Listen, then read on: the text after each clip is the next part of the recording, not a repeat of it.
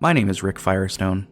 My name is Ben Bugale, and you're listening to pixelprojectradio, a video game and video game club style podcast where we talk about the games that we play and we love, and we would hope or maybe be foolish to assume you love and play as well. And if you haven't, maybe you should.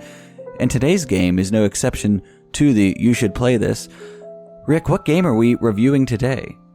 We are talking about the indie surreal puzzle game Superliminal. I find this particularly timely that we're talking about a puzzle game right after talking about puzzles at length for our topic episode. It seems to be kind of the MO of the show is to have things fit together even though we 100% did not plan them that way. You know what I mean? I do. I have no idea why this keeps happening to us. I mean, the only thing I didn't actually check on this game was when the dates of release and when it was developed. And I swear to the living God, if it was for whatever reason in late November of some year and we're on some sort of anniversary, I'm going to be very angry and very excited.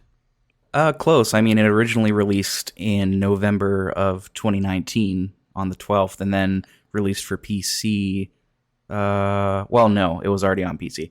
Released later for Linux and consoles in 2020. Angry. This is another one that you and I haven't talked about. No, we have not. We have not shared each other's opinions. We had a very general passing conversation about, what did you think? Did you like it? That was it. It wasn't, tell me your story. Tell me your heart, you know? Yeah, so this will be fun to jump into. But first, we forgot to do this. And now we're going to. It's review time. We got a review. We got a couple reviews. And I wanted to take the time to read them today. Is that cool with you, Ben? No, go ahead. All right, we're going to message them and tell them that they're through. They're off. They're done. It's curtains for you, or drapes, or blinds. What would you like? He's finding the reviews. He's looking down. He's looking for Jesus in his heart. And I have found him. He was behind the couch the whole time. So this review is from J Vicious Gaming the Rapper. And he says, simply fantastic. A group of handsome boys discussing video games very handsomely. And that's a 5-star review. Jeffrey Thermestocles, you are so loved, and you are a handsome boy, and we appreciate your kind words. Yeah, very handsomely. Very, very handsomely. So if you want to be like Jeffrey, who's got the most regal sounding name I think I've ever heard, you can go ahead and leave us a rating and review on that was from Apple Podcasts, but we'll also see them on Podcast Addict. That's probably where we'll check for the two of them. Yeah. Jeffrey Thermestocles the Third. What a name. You're not going to top the name. You could try to top his review, but you won't top the name. If you can top the name, I'll send you a little something. You know what I'm saying? I don't. Well, I'll do it. All right. Do you want to go ahead and jump into our 1-sentence reviews? 2-sentence reviews? I do, and I want to say before I read this that I've played this game. This was my second playthrough. I played it once upon a time. I forget when it was.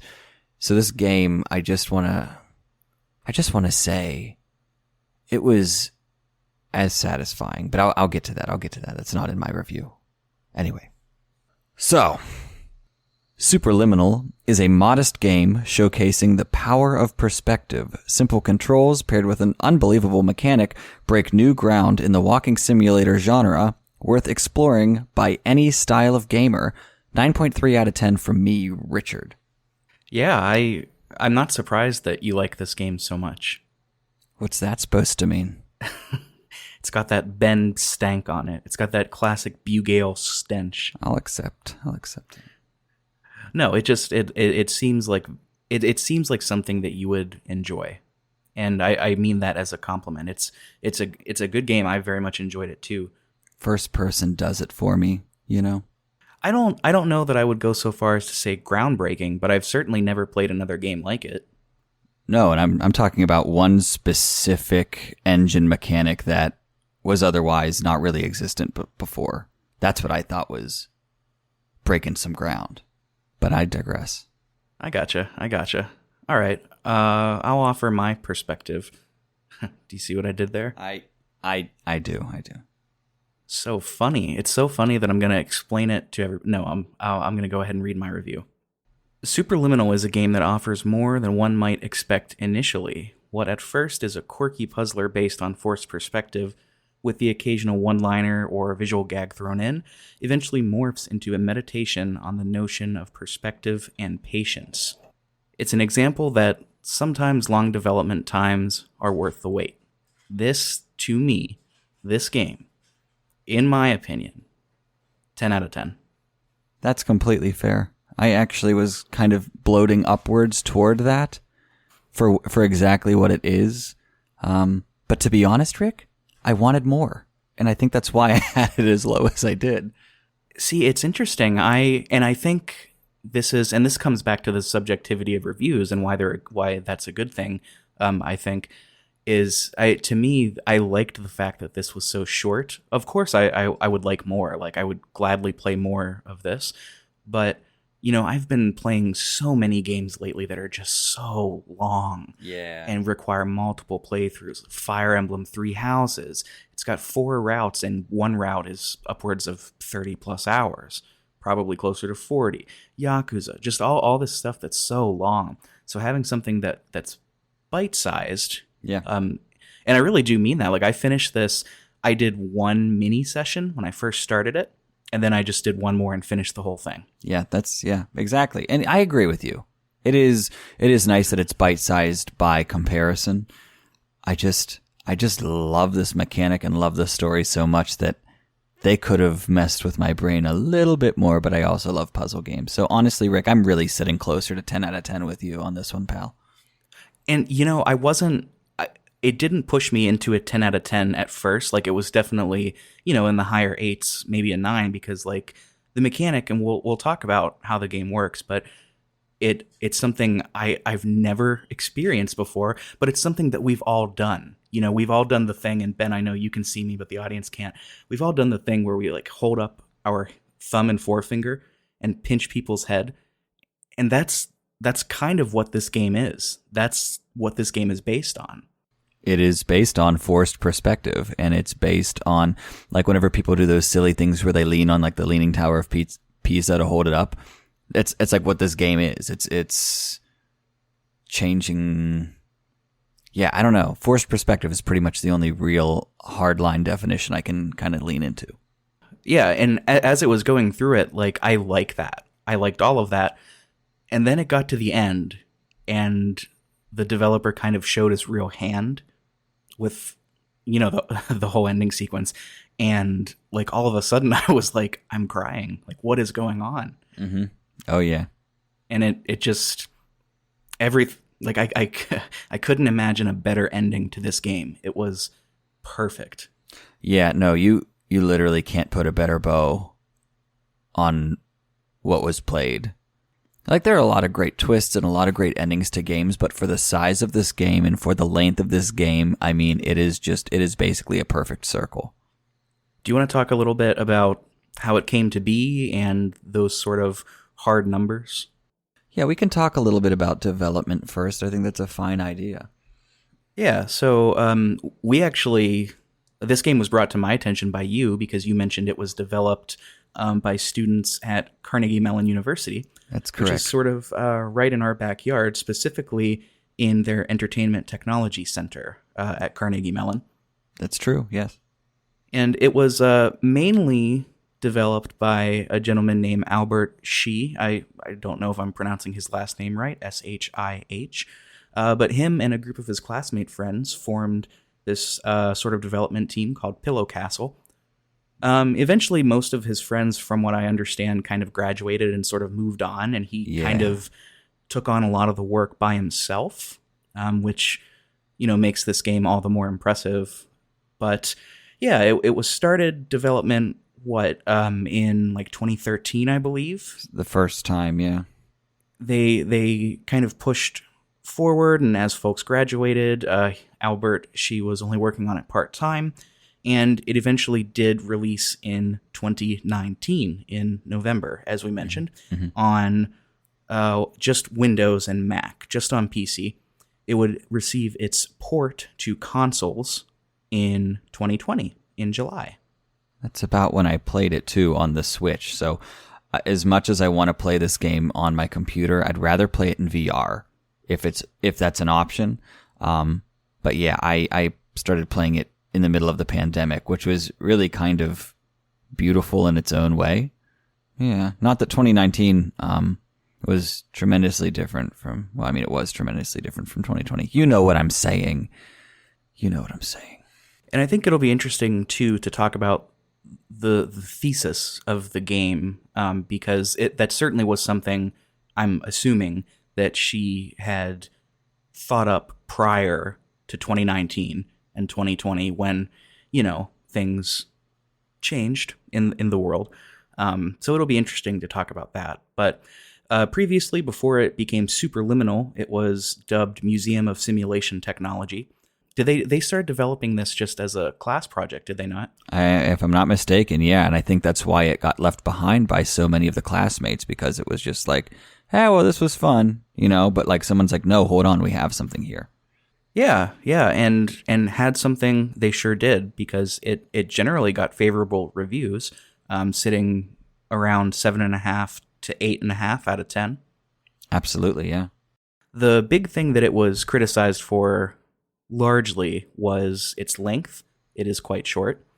And some folks felt that it didn't go far enough in terms of pushing the boundaries, a la the two games that it constantly got compared to, Portal and Antechamber, the latter of which was a huge inspiration on this game. Yes, that and Risk of Rain, which I have had zero experience with, were the inspirations. But it was the thing that makes this game, the mechanic that they actually, like, if I'm not mistaken, like wrote their own code for, was this forced perspective element to the game. So whenever Rick was talking earlier about pinching and squishing someone's head, that's, I'm not going to go over controls yet necessarily, but I will explain that this is what made this game different.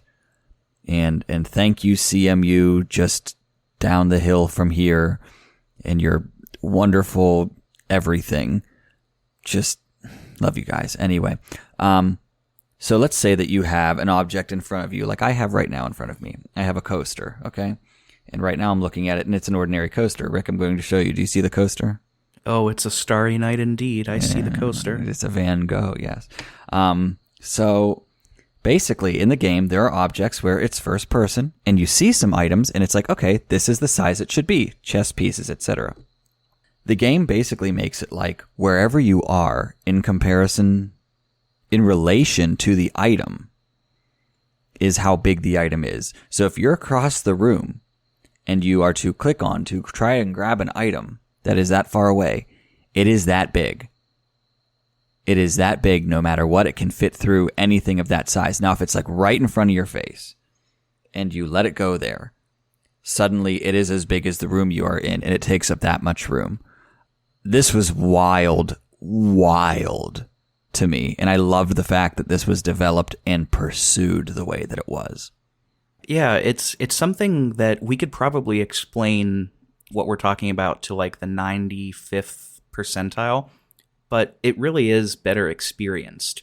Yes, too. yes. And it is very bizarre to be able to grab objects from across the room and then drop them essentially right in front of you. It's a very, it goes against what we know about video games and how they play. It kind of takes the boundaries that we have been conditioned to expect in video games. I've got a draw distance, I've got a grab distance, and it kind of blurs the waters. It sort of adds this blurry vignette, or it takes it and abstracts it a la a Picasso painting. And now we've got a different perspective on how games work. And we're going to talk about perspectives a lot, because that's kind of one of the big themes of this game. So please pardon that word being likely overused, at least by me, I'm sure.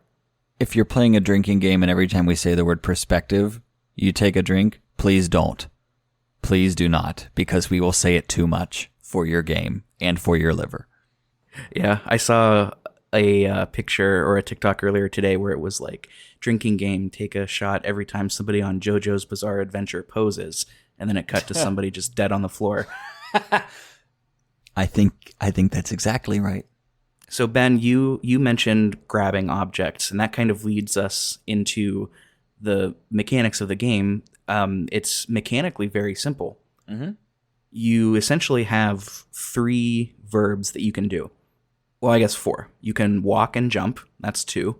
You can grab objects, and you can rotate objects. Rotating objects becomes kind of important because of solving puzzles and whatnot.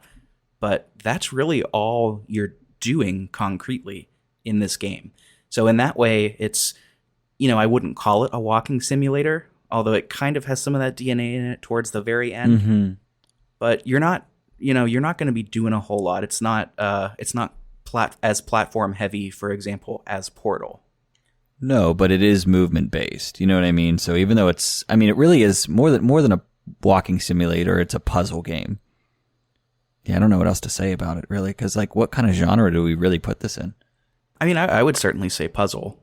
That's fair. There's such a movement to it, too, especially in some of the later chapters. Yeah.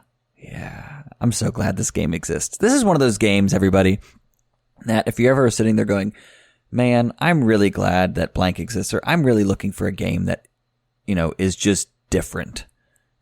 This is a pretty different game, and I think it's really worth playing no matter what your main genre is. Yeah. And you mentioned, and I think I mentioned too, that towards the end of the game it starts to get a little different. That had some criticism levied against it. I think unfairly so. The latter part of the game was probably my favorite part. But we'll get there whenever we talk about the story, which, by the way, there's not a ton of story in this game. There's a sort of set and setting that you're in. If you know, you know.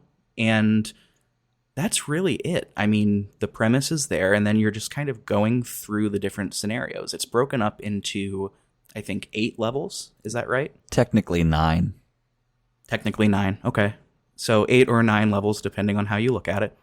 And that's really what you're doing, is just traversing these levels. And then at the very end, you get kind of the game's thesis message that ties the rest of it together. And that's it. If you're playing on PC, you've got a couple of different extra options, such as a quote-unquote battle royale mode, which I think is just you and friends trying to speedrun different randomly generated puzzle rooms, which sounds fun.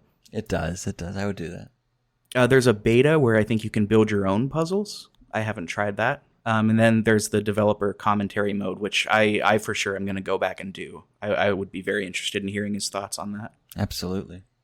So, yeah, Rick, you basically covered the controls with, our 4 real, motions, our 4 actions. And I think that does enhance the game. I think its limits make it better. Yeah, and then we talked development and that core mechanic that makes the game what it is. What did you think about the music?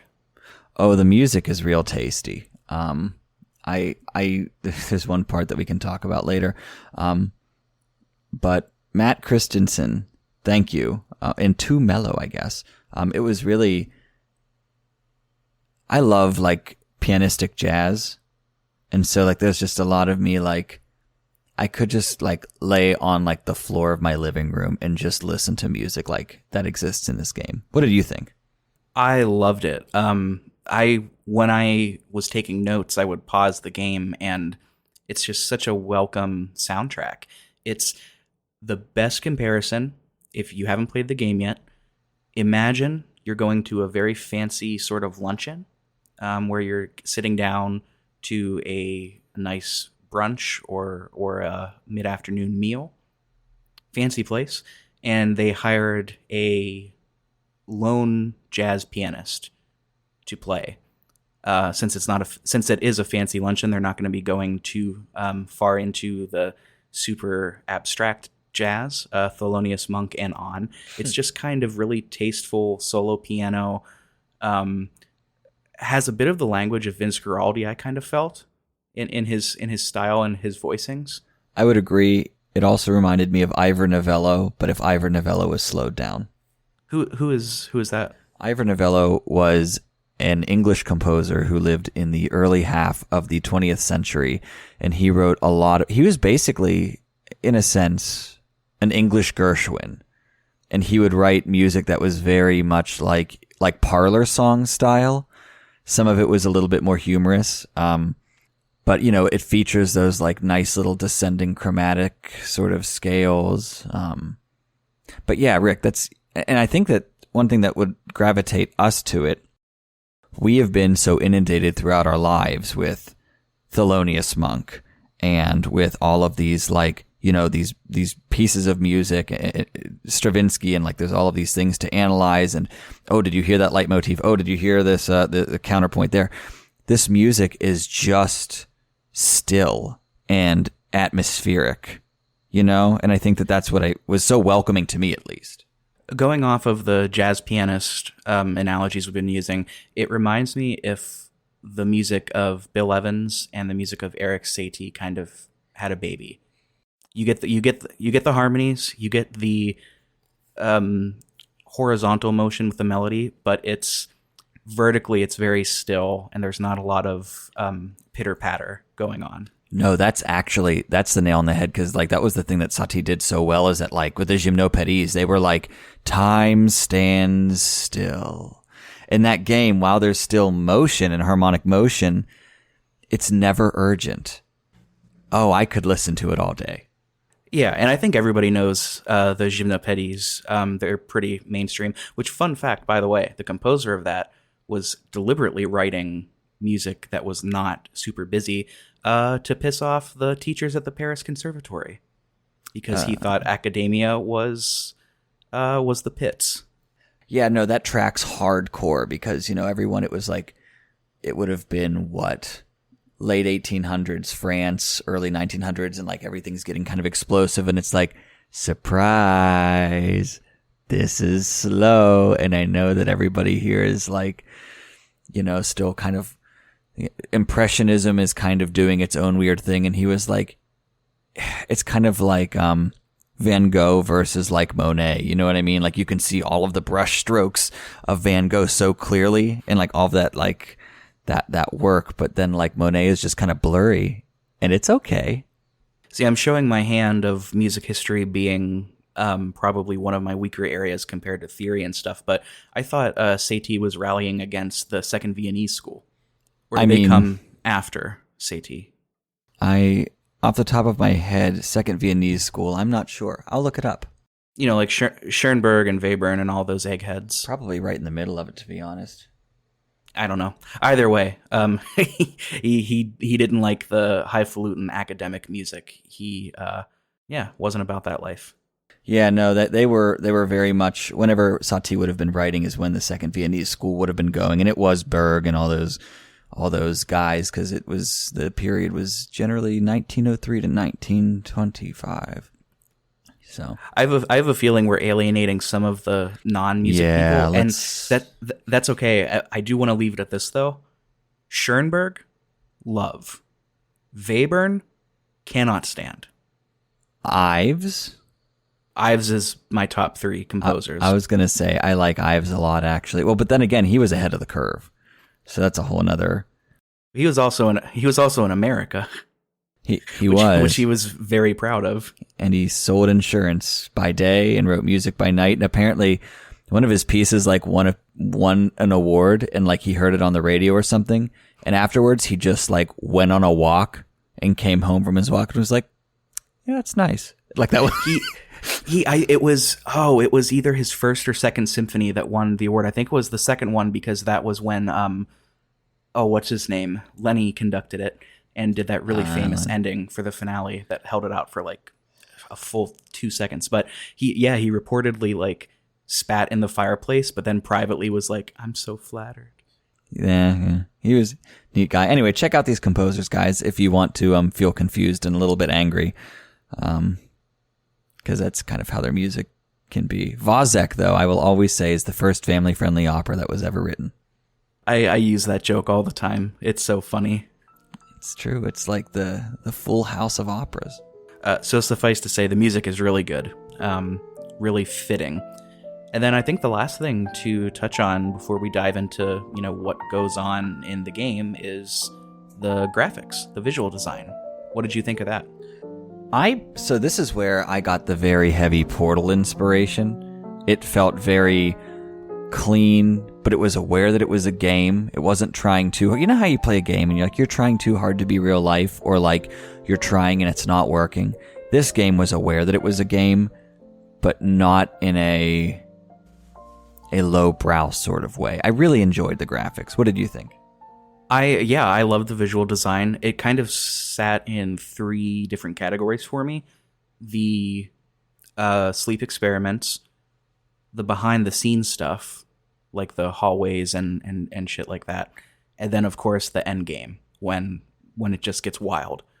And I loved each of those for different reasons. The first 2 complement each other so well, and they work together. The last part, I will always be a fan of like artistic vision over everything, and the weird abstract stuff. So I was all about it. Yeah, it looks fantastic. Well, and remembering that subliminal is defined as below the threshold of sensation or consciousness. Superliminal being, by definition, even though it's not really a thing, above. So I agree with you about those first 2 are so complementary. They make you feel like you shouldn't be somewhere. And then the third end game stuff is it's just a ride. It's a trip, and it's unafraid.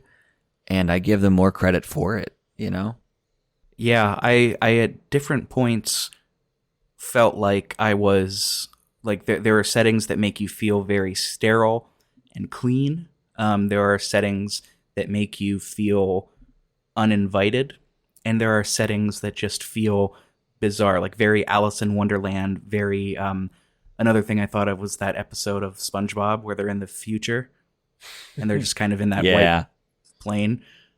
Very, very much like that. Very much like Alice in Wonderland. Very much like the Sea of Holes in the Yellow Submarine Beatles animated movie. Just kind of abstract, bizarre, and really effective. I know the latter half of the game gets criticized. I absolutely loved it. I mean, to be honest, though, real talk, where else could they have taken it? Yeah. I think where else they could have taken it would have been significantly less interesting and boring. I mean, think about what the music was doing at that point. Think about how it started, and then think about where you ended up in, like, Chapter 8. Like, it's perfectly disorienting, and yet the direction is still there, and suddenly there's no more rules. It's crazy. Or rather, there are too many rules. You'll just have to play it and see for yourself, gosh darn it. Yeah, it really does fluctuate like that. And then towards the end, the things that you've been conditioned to accept as being the rules suddenly kind of break down and you have to go around them. It's very interesting. I do wish it were longer. Part of me does. But at the same time, it's so bite-sized and it accomplishes what the author set out to do. So it's hard for me to count that against it, versus something like, I don't know, Fire Emblem Three Houses is a great example. It's something that I'm playing. To see, quote unquote, the full story, you have to do all 4 routes, and one route is upwards of 40 hours. That's too long. Agreed. And I don't mean that I want this game tremendously longer. There are some chapters in the 9 that are so short that I just, they could have just used the mechanic a little bit more. But again, Rick, I'm really sitting at like a 10 with you here, pal. It's just so well manicured and so well balanced. I mean, it is like, I would, if this game were a piece of food or were a restaurant, it would have at least 1 Michelin star from me. I'm right there with you. I think I can't call this my favorite game that I played this year because I've technically replayed Disco Elysium. But in terms of games that I had never played before, I think this is easily top 3. That's fair. That's fair. And it's allowed to be like, you know, I don't know. It's so hard. I once tried to make a list of my top 10 favorite games, and I went, oh, and I just gave up. You know what I mean? So, it's allowed to be like the biggest surprise, though. Yeah, I'm still finishing up a couple of other games that I think are also top 3, but in terms of stuff that I've finished, Superliminal, yeah, 10 out of 10. So good. I think we usually save this for the end, but I think we could both easily recommend this. It's $20, which maybe is a bit steep, but if you buy that $20 game on Steam, you're also getting access to the developer commentary, the sandbox mode, the quote-unquote battle royale, developer commentary. It's, especially considering it's coming from a small studio, almost an auteur, I think $20 is fair. I really do. And the amount of time that went into this game, I mean, we have to remember as consumers of art or consumers of a product, like there was a lot of time and a lot of care and a lot of energy put into this. The same way that if someone were eating, a grass-fed steak, same sort of thing. You're going to, I'm not trying to say that it's expensive, because that's not what I'm saying. I'm saying that this is a hell of a bargain for the art that was put before us, for the meal that was laid before us. I mean, it is like a perfect small plates kind of dinner. And if it were $25, I would say, you know what, maybe this is steep, but $20, that's pretty damn good. Yeah, I'm right there with you. I couldn't have said it better. One last thing that I wanted to talk about, and I'd be curious to hear your opinion on, and I'm going to keep going with that metaphor of food here in a second. So this game largely gets compared to 2 different games, Portal and Antechamber. Now, I've not played Antechamber, so I can't speak to that, but you and I have both played Portal. I think in many ways it's not unfounded to compare the 2, but I also don't think it's productive to say things like that I read in, I think, the Forbes magazine review of the game, like this game falters because it didn't push the boundaries like Portal did. I think they share a lot of the same DNA, but they are not after the same thing. And it reminded me of comparing, and this is maybe because I'm jonesing to go back to local favorite shop, Fujiya Ramen. It's a little bit like comparing Hush Puppies to takoyaki, right? Like they're both fried food. They're both in ball form, and there's a lot of comparisons to be made there, but they're just fundamentally different things, even though they share some of the same DNA. You know what I mean? And it's fine to compare them, but I don't think it's fair to say, well, this one does this, so the other one doesn't, and that is bad. I think the stumbling point is that they are visually very similar. Like when you look at the shine that they put on the faces and on the surfaces of different items in different parts of the atmosphere, you can say, oh, of course, these 2 are similar. But what they do, and what they do is something else similar. Simple mechanic, simple rule, you use it and get very creative with it. Similar, but so are cousins genetically. You know what I mean? I know what you mean. I wasn't sure how far you were going to take that. No, it's sort of like that. Like they're both. I mean, some people wouldn't call Portal a puzzle game, but like there's a lot of problem solving in it. You're problem solving throughout the entirety of this game. Yeah, no, I hear what you're saying about the fried food analogy. I mean, they're not quite curly fries to French fries. They're not quite that similar.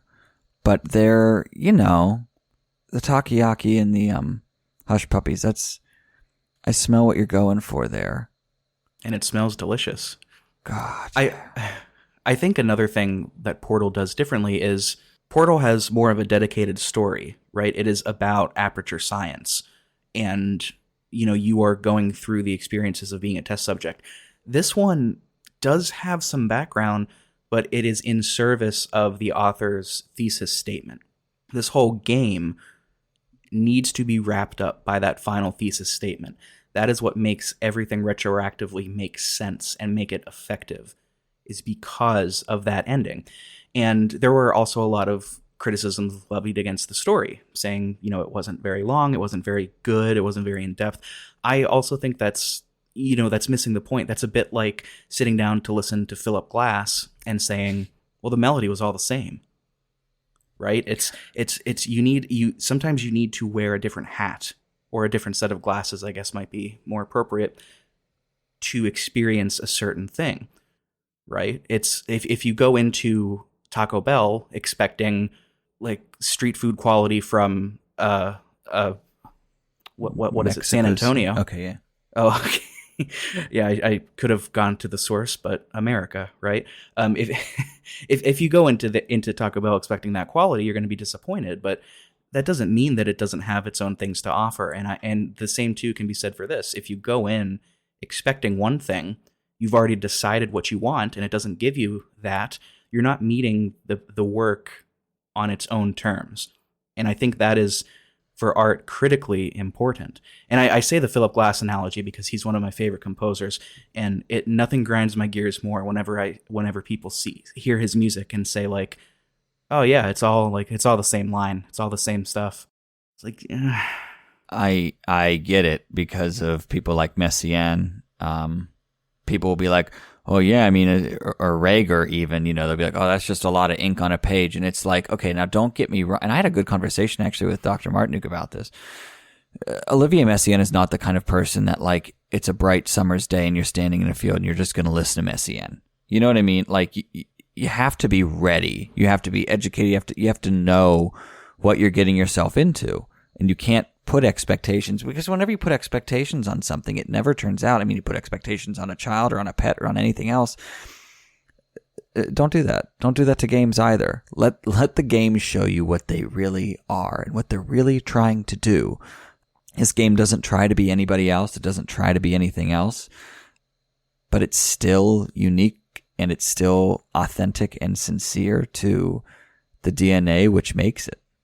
Yeah, I was going to cite the new Paul Thomas Anderson film Licorice Pizza, but I haven't seen it yet. So it would be like going in to see Inside by Bo Burnham and expecting like a rip-roaring like stand-up comedy special like you would get from, I don't know, Mitch Hedberg or Norm Macdonald. You're going to be disappointed if you go in with that mindset, just as you would be disappointed watching one of those folks stand-ups expecting something like Inside. So I couldn't agree with you more. It's manage expectations, meet the art where it's coming from, and I think you'll have a good time. Do you want to talk a little bit about the story? Yeah. Let's jump into the game.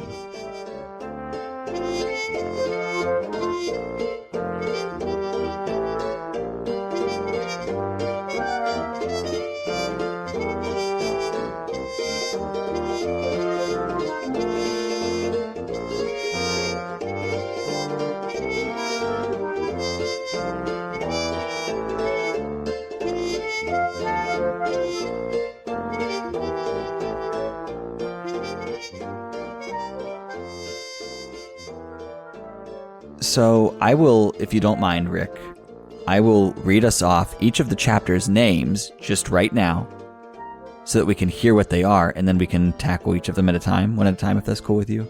That's cool with me. It can get really blurry because of there's some repetition in the game and like what items you interact with, so it's just worth mentioning the chapters' titles, even if we aren't able to stick to them precisely because of some of the overlap. And it's so well done, too, the way the chapters transition into each other, which I think is part of that problem. The transitions are really good. And one thing before you read off the chapters, Ben, and we dive in, like we mentioned before, this game doesn't have like a beat-by-beat story like we often do on the show. So, a lot of this is going to be just us talking about how we experienced it and how we played it. It's not going to be detailed beat by beat like we had, for example, with like Majora's Mask or Amnesia. It's a little looser than that. We're getting loose. It's the end of the year, we're undoing the top button. We're sitting back in our chairs. We're having a good time. I'm leaning forward. I'm sorry. Everything is tensed and I feel shaky. No, Rick, you're exactly right. So what I guess, if I could put into layman's terms what Rick is saying, other than getting loose. We're not going to give you a 45-minute spew fest of a story. No, we're just going to spend 45 minutes explaining that we're not going to give you 45 minutes.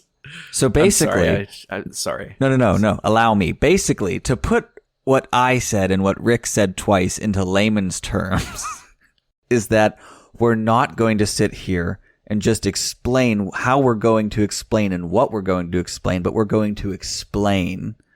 And if you'll allow me, I think what Ben is getting at here. How long do you think we could yes and that bit until people just like tune out? This is so appropriate for the game, though. It really is. All right, so here are each of the chapters, everyone. Chapter 1 is induction. Chapter 2 is optical. Chapter 3 is cubed. No, it's cubes. Chapter 4 is blackout. Chapter 5 is clones. Chapter 6 is dollhouse. Chapter 7 is labyrinth. Chapter 8 is white space. Chapter 9 is retrospect.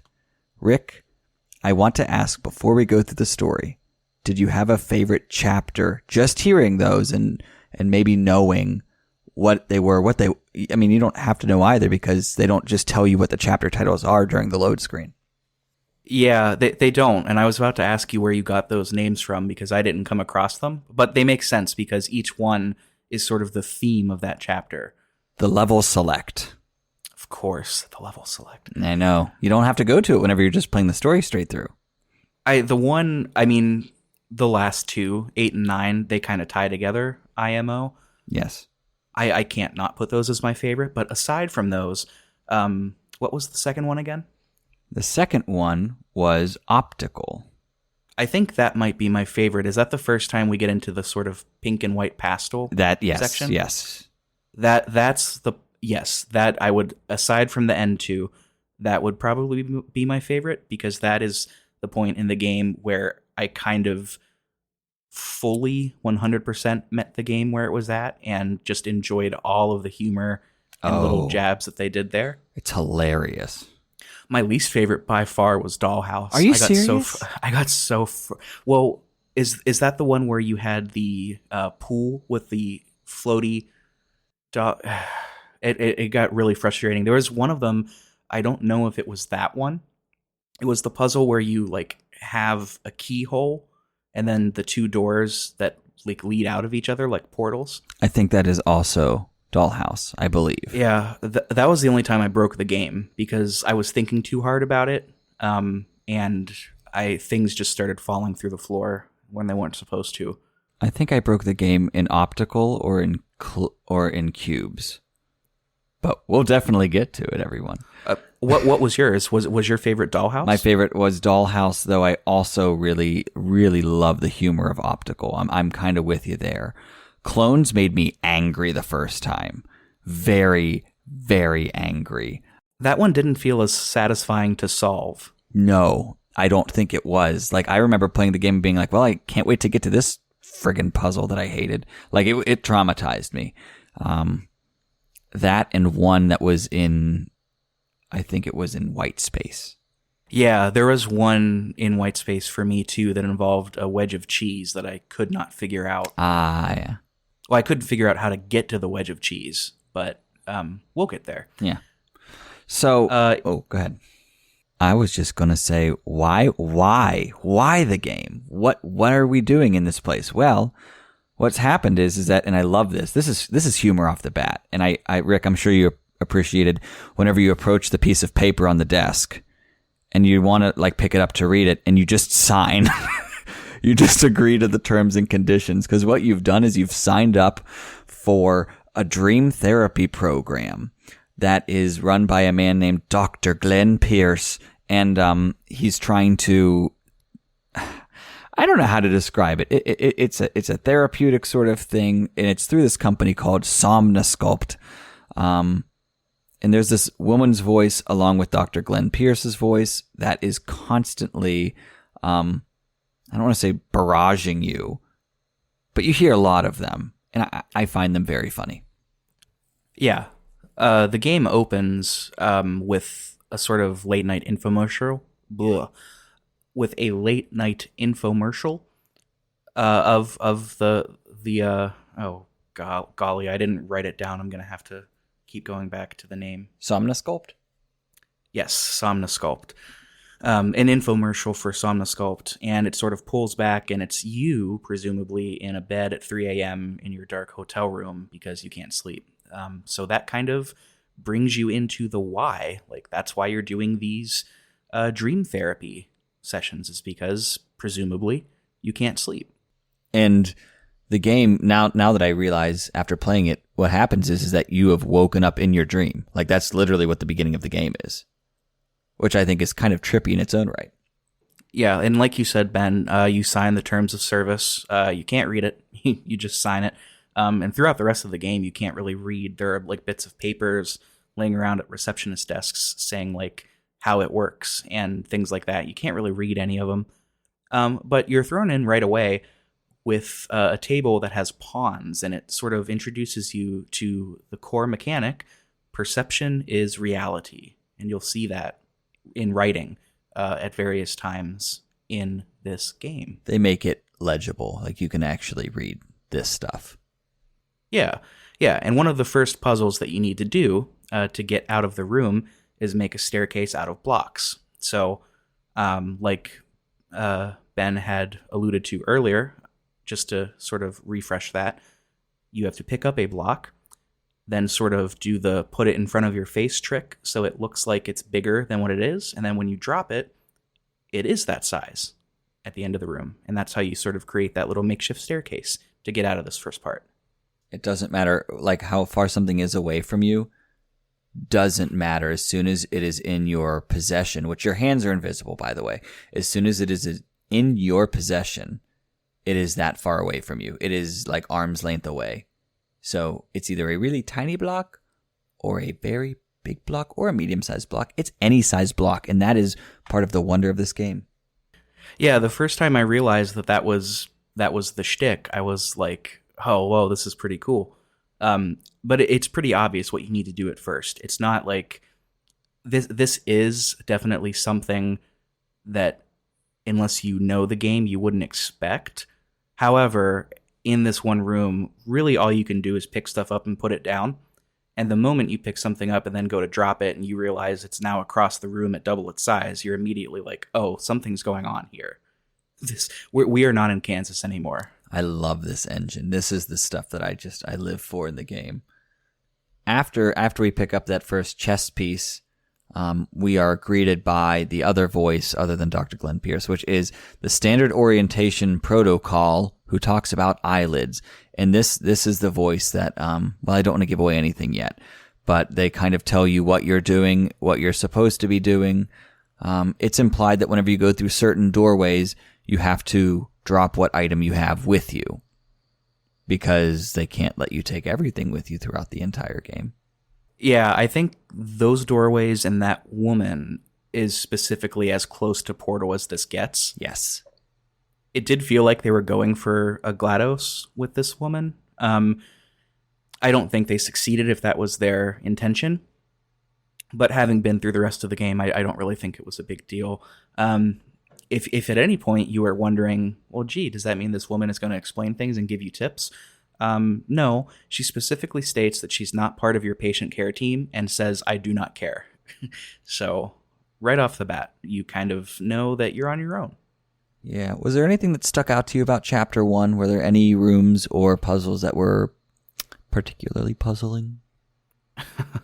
The reaching through the windows puzzle. The broken glass stuff? Yeah. That one, when I figured it out, it kind of like I had to do a couple blinks because it just wasn't what I was expecting to have to do. But it becomes a pretty core mechanic because you need to do that a lot through this game. And what I mean by that is there's some broken glass, and on the other side of the broken glass, there's a room. And if you orientate yourself so that there is a clear path between your eyes that passes through the broken glass, not the glass, the broken part of the glass, and into an object, you can pick it up and take it out of the glass, out of the room. Not intuitive at all, but once you figure it out, it becomes a key verb for this part of the game and the rest of the game. That felt good to figure out that first time.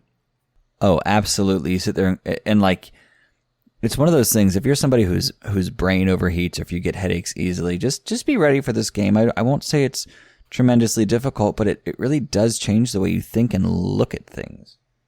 Oh yeah. The lady comes back. I have her written down as the lady throughout this because it's just a short 2 words, 7 letters. So I'm not being deliberately patronizing. I don't know what her name is. But she informs you that you lose the ability to wake up once you realize that this is a dream, because dream therapy. And she says, evidence. I just told you this was a dream and you haven't woken up. So most of her quips that are funny come at this first part of the game. She's more and more absent as time goes on. I do not care. Same. It's very... She kind of feels like Dwight Schrute with those kind of quips. You know what I mean? Like, she's just very, here are the rules. She's very, it is your birthday. That's exactly how she is. And I think she's great. And then Dr. Glenn Pierce, the two of them are so different and so, I just love it. I love it. But this first chapter basically gets you used to the mechanic of making things larger and smaller. Did you use any shortcuts to make things bigger or smaller for you? I'm not really sure what I did or did not do that would be called shortcuts. I know in this first section you can unbar a door to get to like this back room / hallway, and it doesn't progress the story. But if you go back there, the lady tells you that you've strayed from the path. Yes. And that's not okay, and that force will be used if necessary to get you back on the path. This back here, though, it's completely different tonally. It's not the pastel, clean graphics that we're seeing in the puzzle. It's more of like a general like backstage of a concert venue, or like the hallways behind the big show, sort of a vibe. Pipes and a vending machine, and it's dark and fluorescent lights, whereas the rooms we've been in so far have white walls and like green flooring. The vending machine. So there's a vending machine. Uh-huh. It's a soda machine. It's called Dream Pop. And you get an achievement if you get all of the sodas. But the first one that I did cracked me up. Like, it really cracked me up. There are 2 that cracked me up.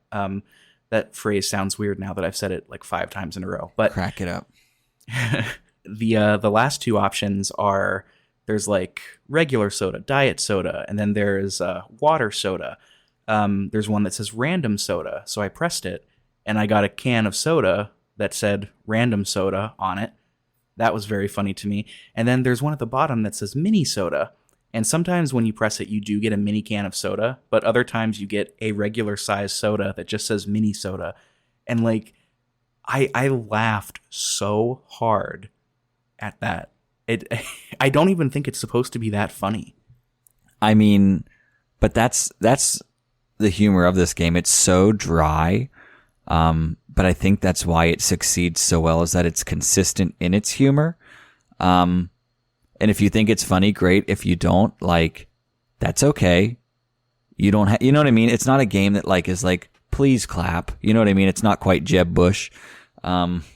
Which I think we can both say, good thing. Yeah, no, it's you get the sense that the game doesn't care if you're laughing at it or not, which makes it funnier to me. Speaking of laughing, though, there's another thing that comes up like right around here. Ben, you had mentioned the doors that don't let items pass through. So Yes. they're doorways that kind of have this like wavy look to them in terms of like the space within the door, signaling that you can't take items through there. It's not like Portal where you can pass through with an item and the item just kind of disintegrates. You just can't go through. And there's a sign that says no items. And then in the fine print, it says people without items beyond this point will be fine. People with items beyond this point will be fined. And that, again, very funny to me. Yes. Ultimately, this level ends. And by the way, I forgot to give the spoiler alert. If you're listening and you don't want spoilers, stop listening.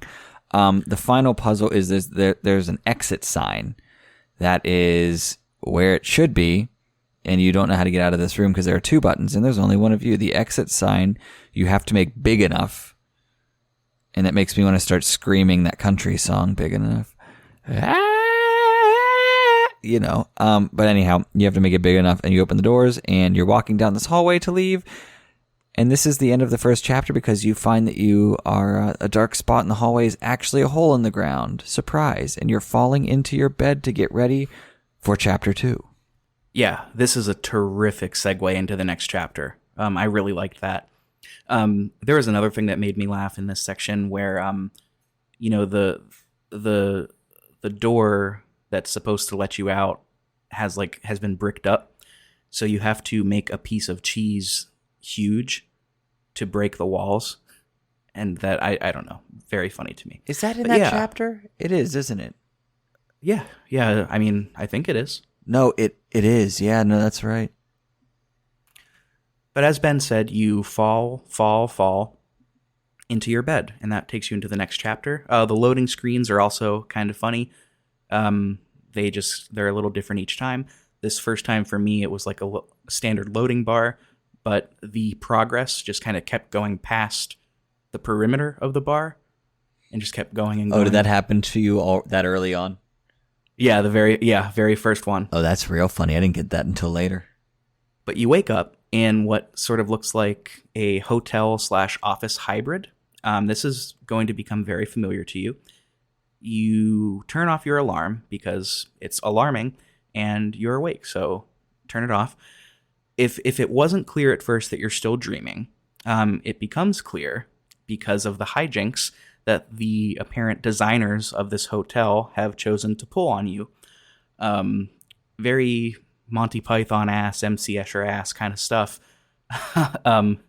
Like the one that sticks out to me that I remember is you're walking towards what looks like a hallway, and as you get closer, you realize it's not a hallway.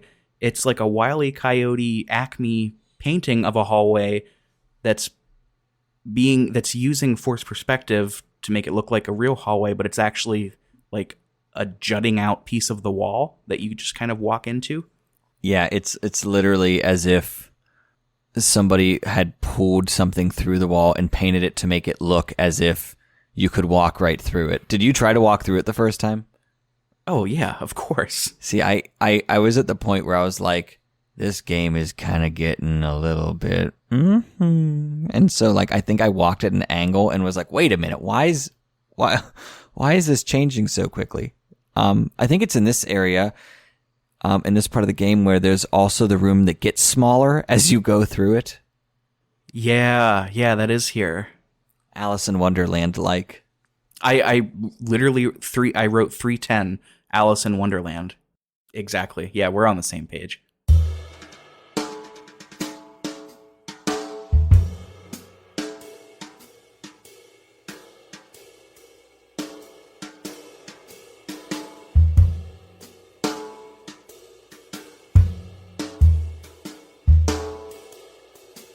In one room, you're able to sort of leave the hotel setting, and it looks like a film sort of studio setting. It looks like you're in a set of a film.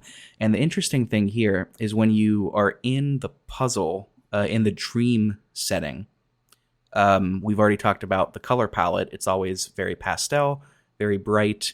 The Vince Guaraldi, Eric Satie-esque music is playing. When you leave that and get to the sort of back end of stuff, the hallways, the pipes, the music stops and you kind of just hear a low, like, grumbling, like a furnace or something. Very, very nice touch. And that's how you progress through here. And this is where I think, Ben, we get our first radio, a message from Dr. Glenn Pierce. Hello, my name is Dr. Glenn Pierce, and I'd like to talk to you about being special. So this is the first time that we actually hear Dr. Glenn Pierce's voice. So special. Well, go ahead. You got it. I was going to say, so special, in fact, that we have no idea where you are. But not to worry, we're working on it. And that's it. Yeah. Really gives you the sense that wherever you are in your dream world, you shouldn't be there. And things are not going as planned. You have broken what they have created for you.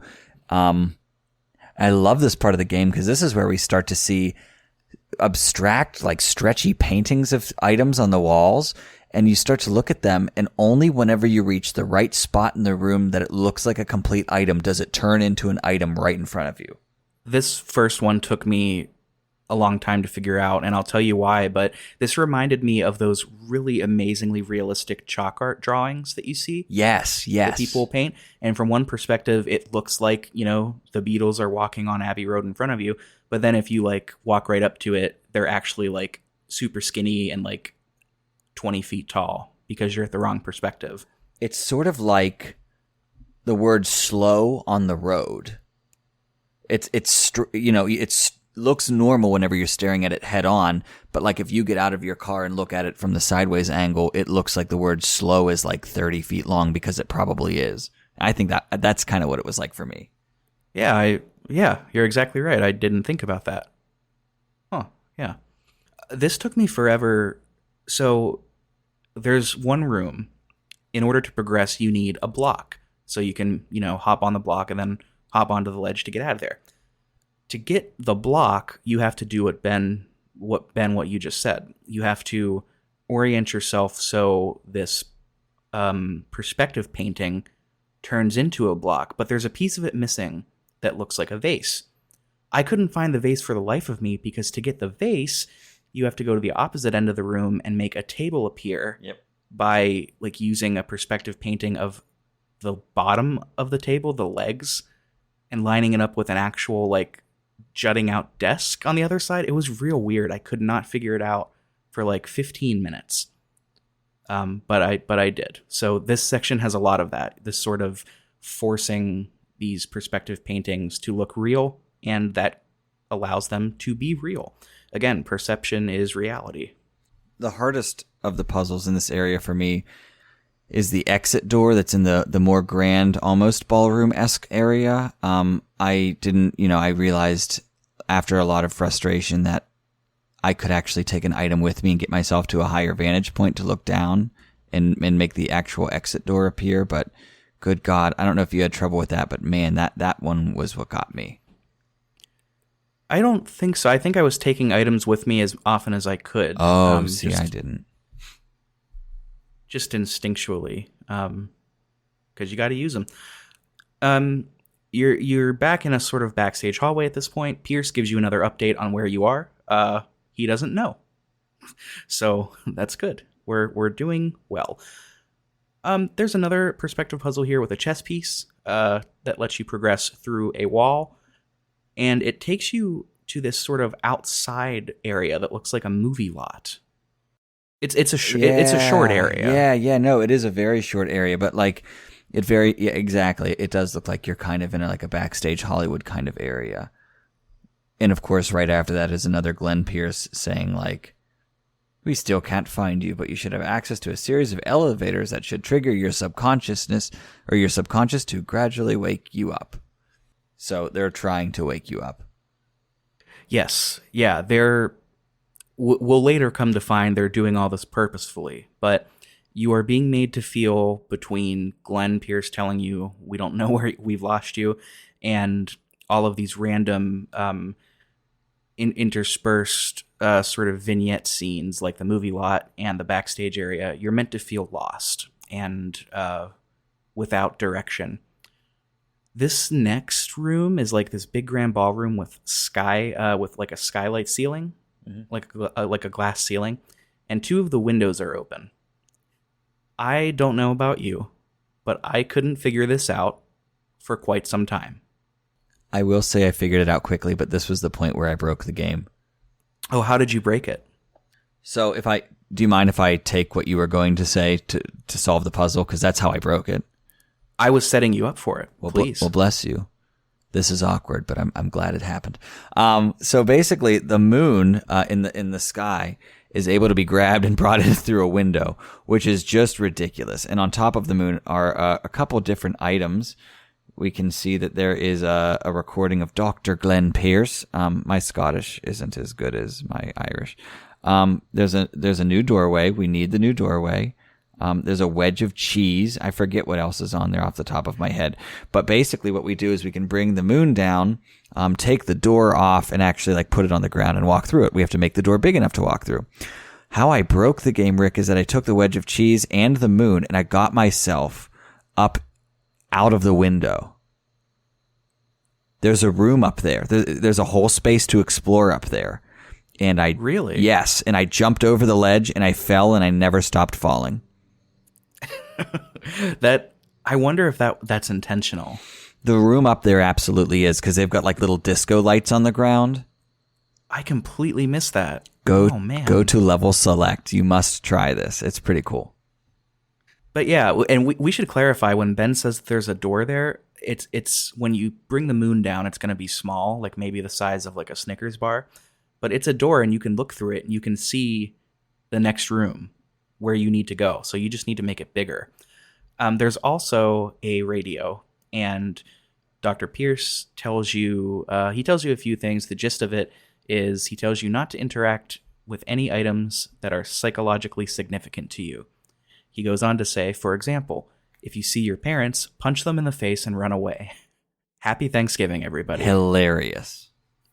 Yeah, this is the humor I like, because it's, again, the humor in this game feels very English to me. It feels very like this would be on like the Graham Norton show, or like this would be on the Goes Wrong show, or the IT Crowd, or like anything Monty Python. You know, just absurdist, but still delivered in such a way that is chipper and pleasant. It's the delivery. It's the matter-of-fact delivery. Like it's like they present it to you. Like, here is the joke. It's a funny one. Punch them in the face and run away.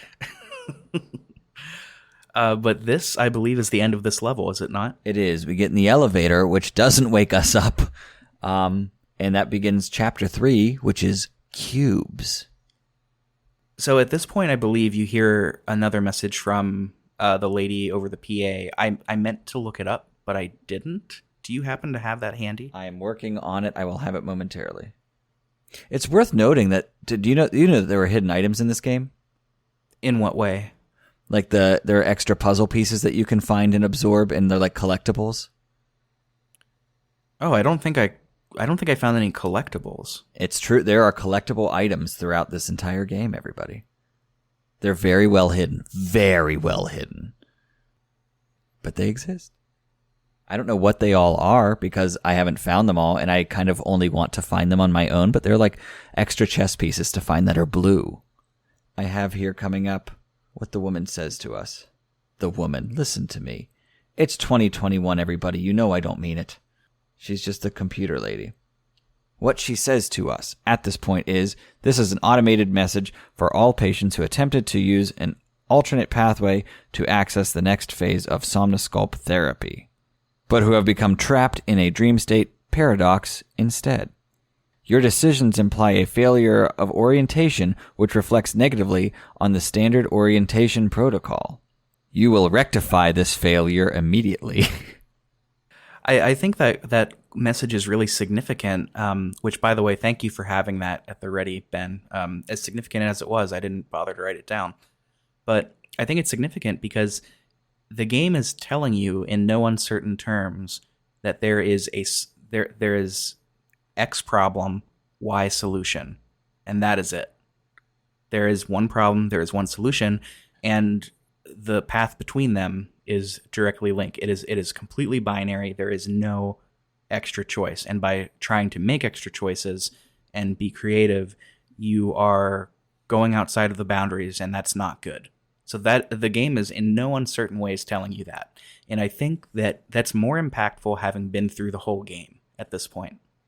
Because at the time, I was just like, okay, this is pretty typical, typical Portal stuff. But it's not. It's so much more than that. I would agree. Yeah, it kind of, it's not even like breaking the fourth wall anymore. You know what I mean? It's kind of like an Inception breaking the fourth or fifth wall even.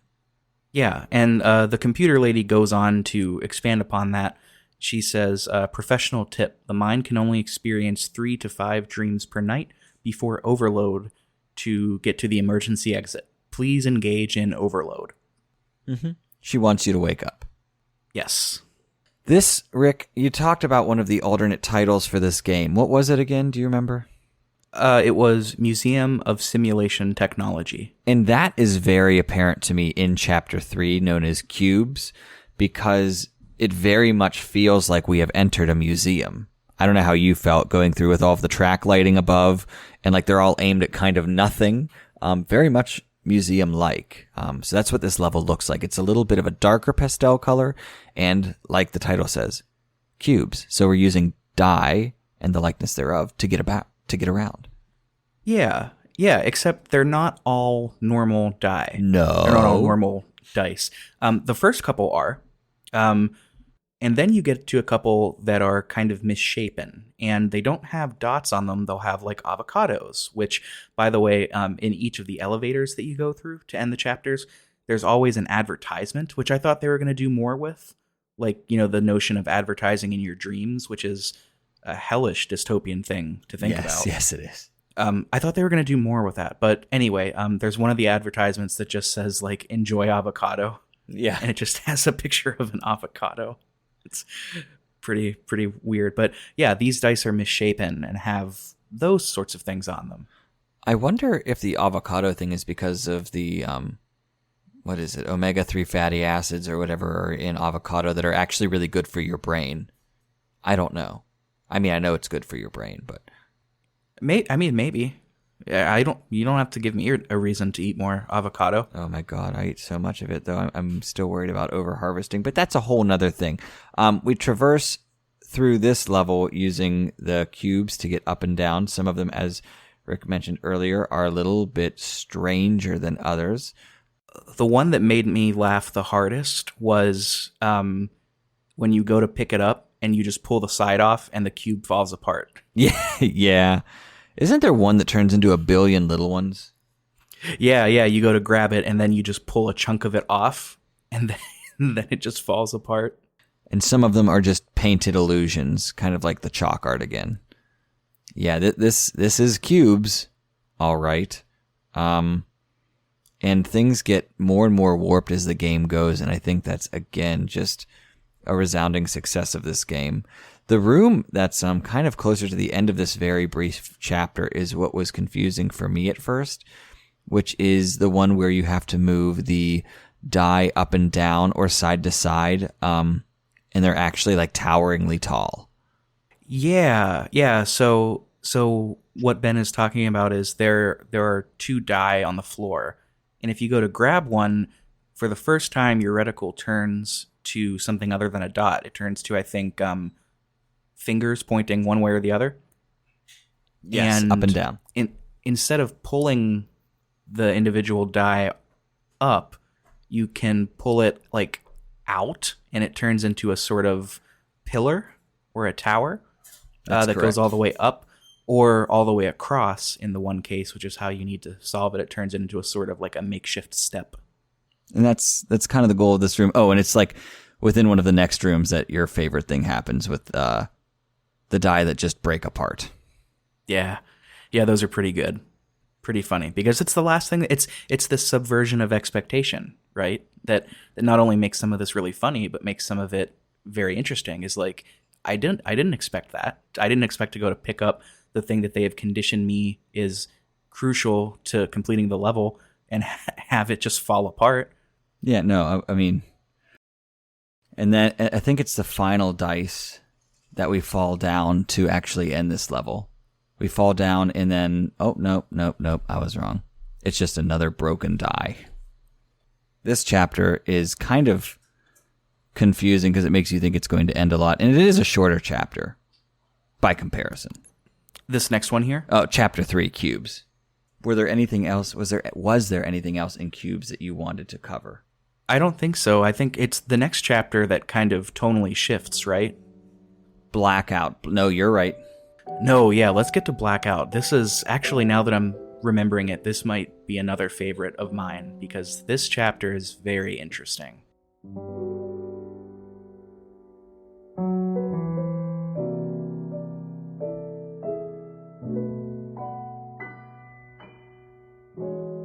So Blackout, yeah, now that I'm remembering it, this is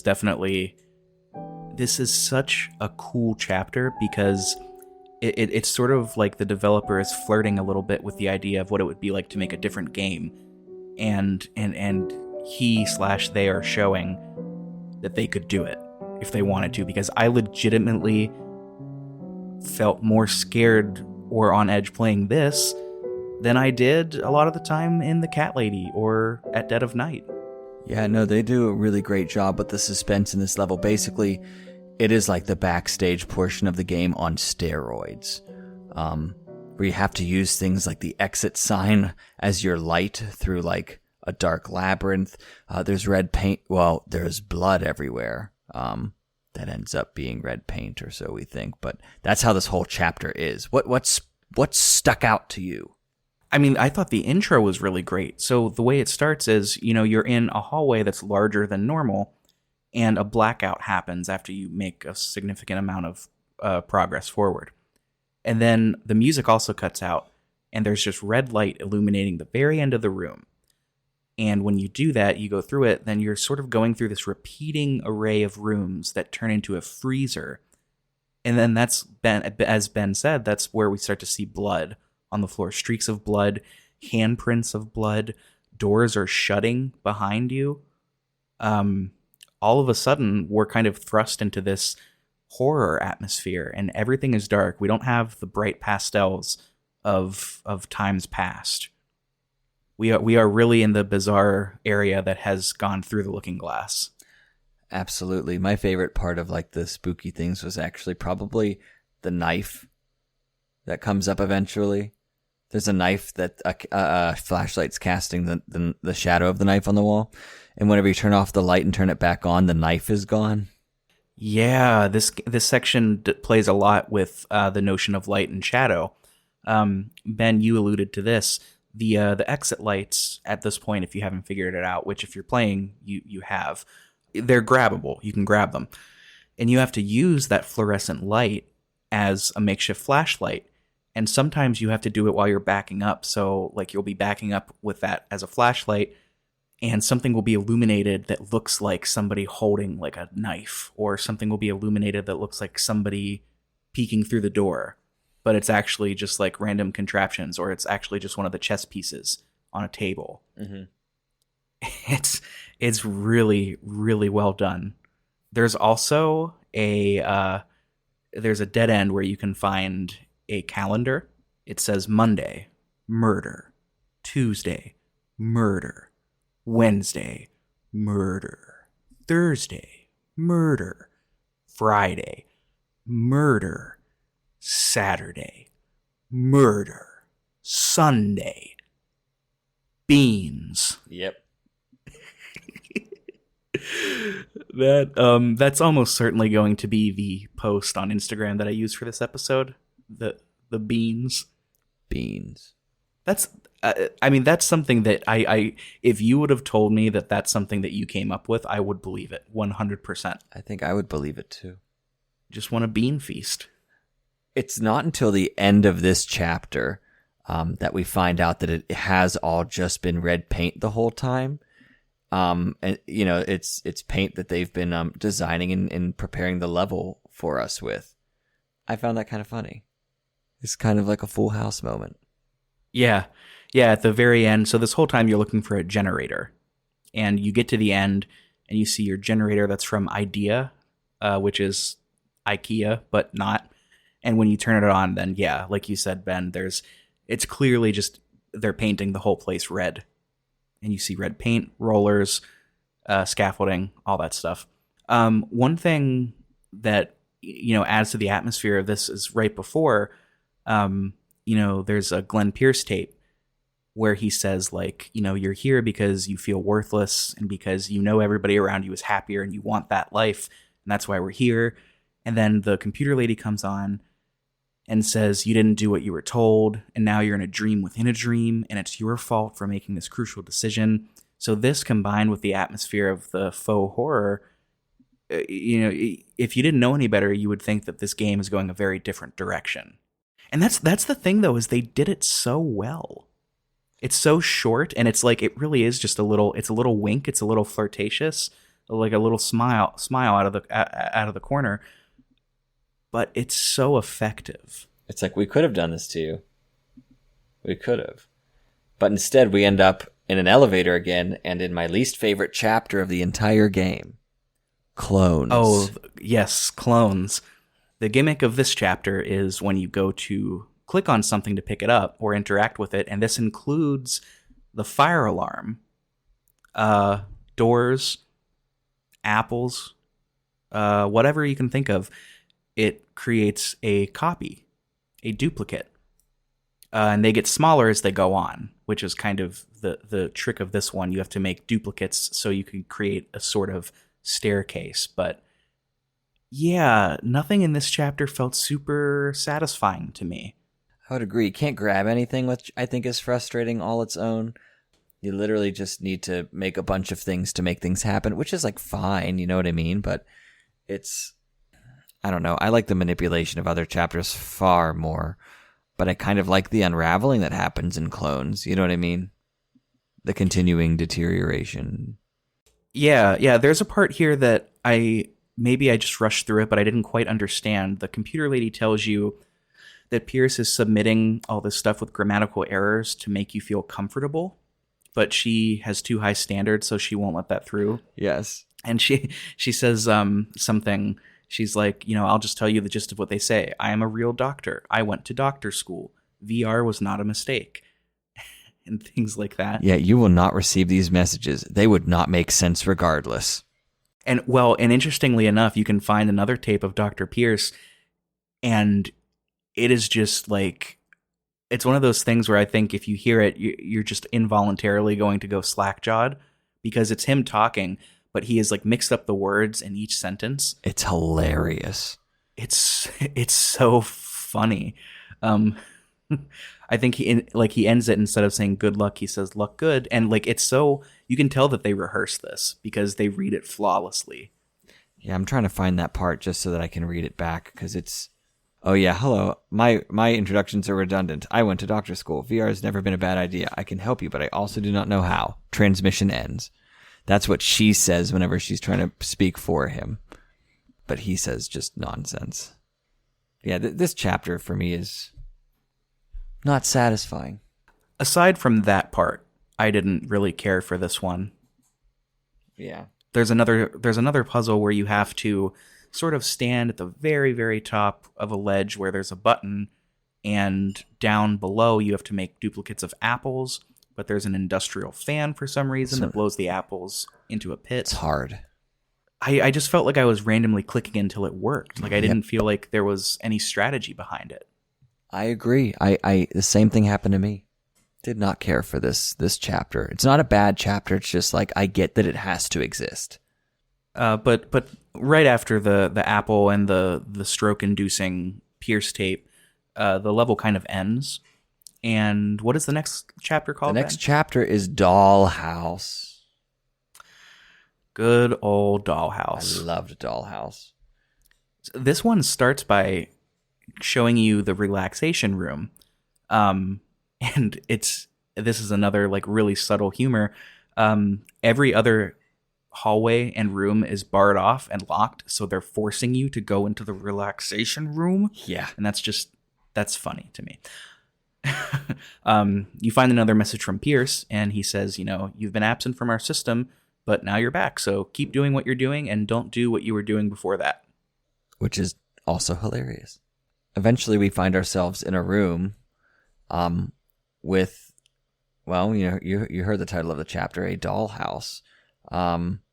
We have to manipulate this dollhouse to progress into, it's sort of like we're back in that hotel sort of setting at this point in the game.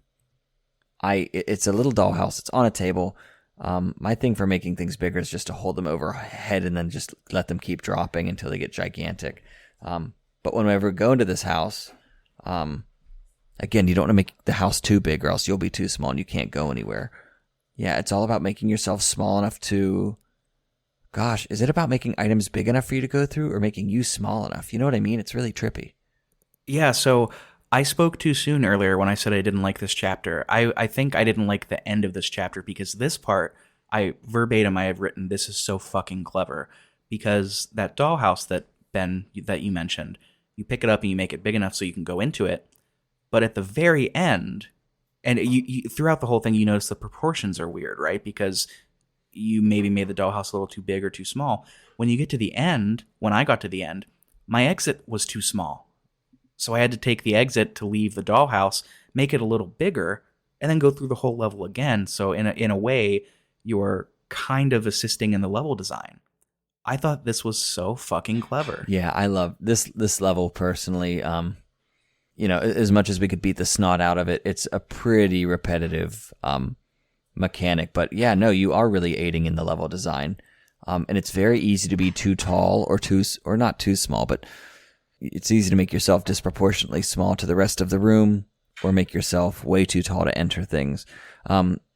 Yeah, this was the point where the loading screens started to get really strange for me. Yeah, I kind of consistently had them from the beginning, so I didn't really pay that. I just thought that was a clever little touch. There's another puzzle here where you have to make a big fan to knock down a tower to get to a door. That's fine. You get to a room with lockers where Pierce gives you a message. He reads his favorite inspirational quote written by him, which is pretty funny. But it's a quote about perspective, saying things like, whatever is going to come is to come, so there's no point in worrying about it. It's that real sort of Taoist sort of mentality, right? There are things that you definitively cannot change, and worrying about them is just unnecessary stress, and it's not productive. That's the gist of his quote. I can't quote him as well as he quotes himself. Well, who can, I didn't know if that quote came in that chapter or if it came in the next chapter. I'm not sure. We haven't... my flow chart goes from that quote into the section that I didn't like with the bouncy castle. Oh, then that would have been in the same chapter as Dollhouse. So that's when he would have said it. So yeah, you're good. This part's real. It's a real mind bender to talk about. So you have to go into the bouncy castle, but then you can also see out of the bouncy castle to grab things outside. It's really bizarre, but this is the place where I broke my game. Because there's a room that you get to, and you've got two doors that essentially act as portals. You can go into one, you come out the other. The way to solve it is you make one door really tiny, you put it inside of the key hole or outside the keyhole, and then just simply walk through the other one. But my brain decided not to take that bridge and instead try to swim across the entire river. I made one door enormous and just shoved it against the wall, hoping that I would get into the keyhole that way. So I was constantly going in and readjusting stuff and going out, and eventually one of my doors just shot through the floor. Yeah, it sounds about right. And I didn't know what to do, so I went into the one, and it brought me back to the same room, but then one door was extraordinarily tiny. I had no idea what was going on, to be perfectly honest with you. Yeah, that's what happens when you break it. Yeah. And that's just about the end. So we basically find one more dollhouse and make ourselves fit in it. And that's after you, well, hopefully you don't break the game, but it does happen too. It's happened to both of us. I think it's a pretty common occurrence based on what I've read online. Oh yeah, 100%. That leads us basically into our next chapter, which is called Labyrinth. Yeah. The emergency exit protocol tries to start up, but it fails. And they essentially say you're sent into dream therapy indefinitely. Up until now, you can also see whiteboards that are kind of around, and they sort of have like sketches of game design on them, or set design, level design. Now they just frantically read "Wake Up" written over and over and over and over again. Oh yeah. And there's this kind of, I don't want to call it a shtick because I think that's limiting, but you keep finding your alarm clock in different places, and every time you hit it, you're transported back to your bedroom And yeah, I find that to be kind of trippy. Yeah, and the one time you're vertical, everything is vertical instead of horizontal. Mm-hmm. And after a series of going back to your bedroom enough times, eventually one of the paintings on your wall will come off. And that creates your portal into the next part of the behind-the-scenes stuff. And Dr. Glenn Pierce is talking to you about, how finite and fragile the nature of the dream state is. So you've basically been told that you're deteriorating from your brain out. Yeah. There's you're going through multiple rooms at different angles here, mostly on their side. It's pretty cool. You're tricked into lining up a block on the wall, like the chalk art paintings or the slow road signs that we talked about before. You're tricked into lining one of those up that looks like a block, and as you're backing up to line it up, you fall through the floor. So good. And when you land, you find a tiny little spiral staircase. So you think, okay, I'm going to make that big so I can get up to the next level. But when you make it big enough, it breaks the floor. And this is where, as you're falling, the music picks up here. It's no longer the soft jazz. It's like getting more intense and quicker. So good. And that's when I believe we find the elevator. It's just a picture of the avocado this time. Exit temporarily moved. Yeah, this is... drove me nuts. I think in this one I didn't have an advertisement in the elevator, which is why I was thinking they were going to do something with that, like advertising in dreams. But again, not a big deal. There's a sequence of doors. I guess there's a pattern that you have to solve to get... Oh, the elevator maze? Not the elevator maze, the maze before the elevator maze, which is just trying to find the right exit sign over and over again. And after you do, you end up, I believe, in the elevator maze. Yeah, this section is wild. So you get a message from Pierce saying that it's possible to run out of dreams, which is a bad thing because you will be stuck because you will no longer trigger the escape mechanisms. This whole section is weird. Like, you'll be walking and you'll click on something and the scene will change completely. Like, it'll either be a cut, like a straight up cut to another room, or like the room will fall apart like a box, and then you're in another room. It is so trippy and bizarre. Yeah, and Rick, you were talking about the elevator maze. Basically, it's just a series of elevator doors, one on each side of you, and you have to go through them in the right sequence, or else it doesn't. I don't know. You keep going through them perpetually. I 100% went random. I went forward all the time unless an arrow pointed me to another one. Yep. Then I went that way and then just kept going forward. Mm-hmm. I don't know if there's like a quicker way to do it. I don't know that there is either. After we do this, we are in a room with an alarm clock. It's on a table and there's chairs. And whenever you click on the alarm clock to shut it off, everything becomes a painting, but you don't know that until you start moving forward again. I love that so much. Oh, it's awesome. Everything just kind of melts into place and you're walking and things are distorting. And then you're like, oh, this is those tricky building designers once again. Yep. They those wily coyotes that they hired from Acme. They got me. And shortly after that room, we find ourselves in like a giant parking lot with lights. And one at a time, each of the distances turns into a giant painting. And we learn that we're just in another room, trapped. But after you find out that each of the four walls exists, then when you turn back to the center, you see a movie set thing. It's like a set built in the middle, and of course, it's your room. Mm-hmm. And then we get to paradox time. We've gone through this whole game without doing any real paradox, but now we're about to.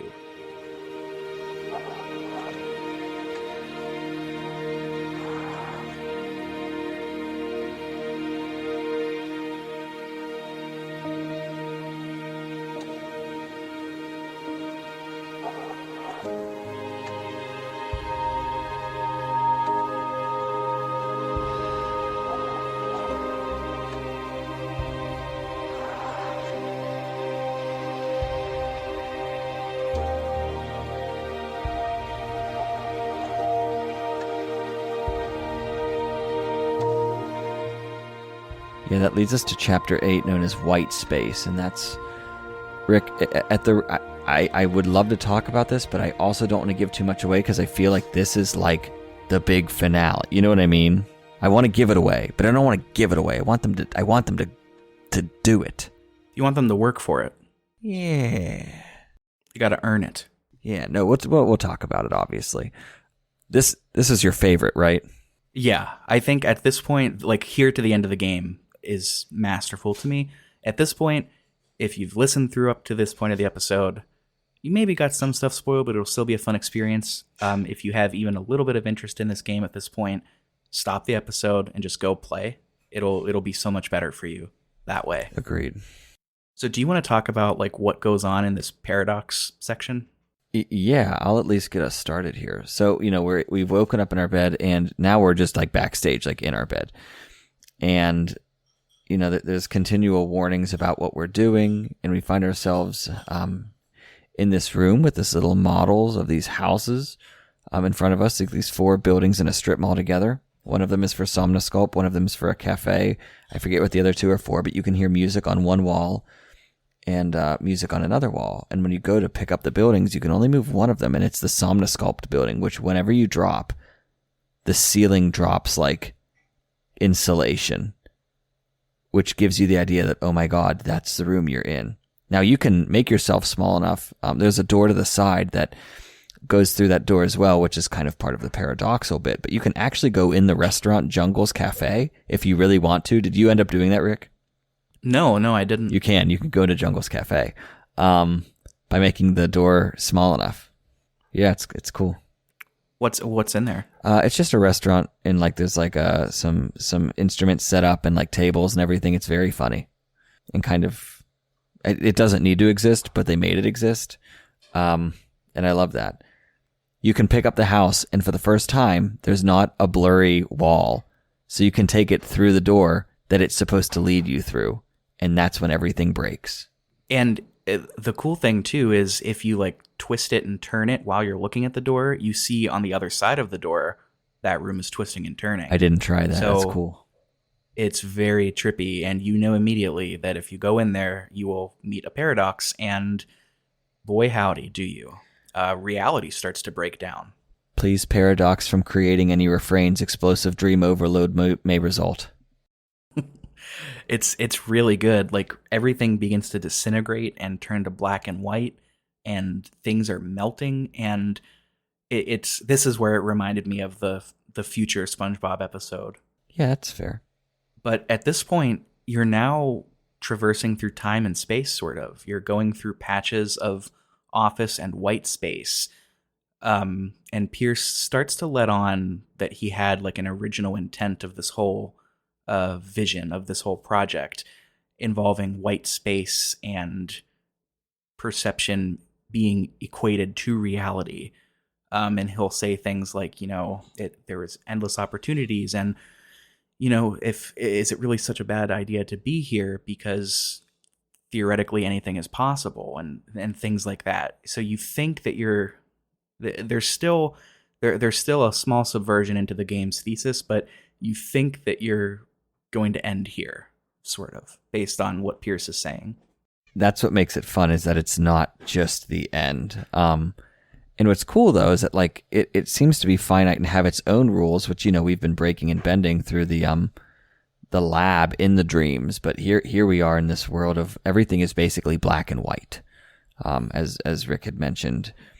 Yeah, it's trippy. It's kind of beyond explanation. I don't know how to really describe it. You know what I mean? It's chaos. Yeah, it's very difficult to describe this. You're not traversing planes. It's just traversing places in time. There's a field of black and white squares.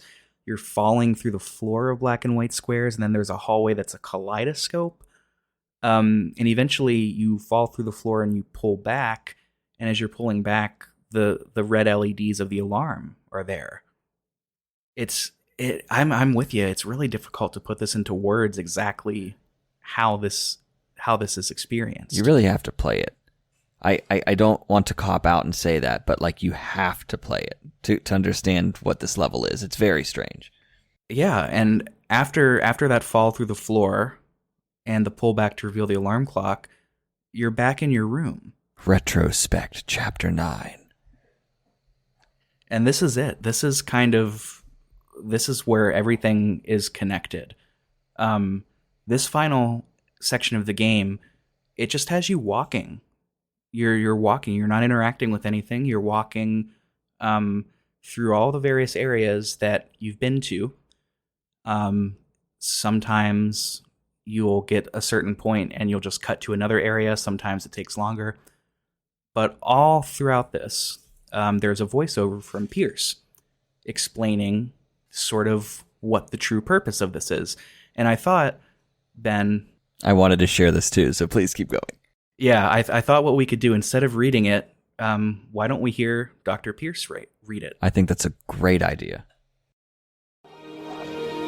Hello, my name is Dr. Glenn Pierce, and by now you may have realized that all of this has happened exactly the way it was supposed to. You see, everyone who comes to the Institute does so because they feel that they are no longer in control of something important to them.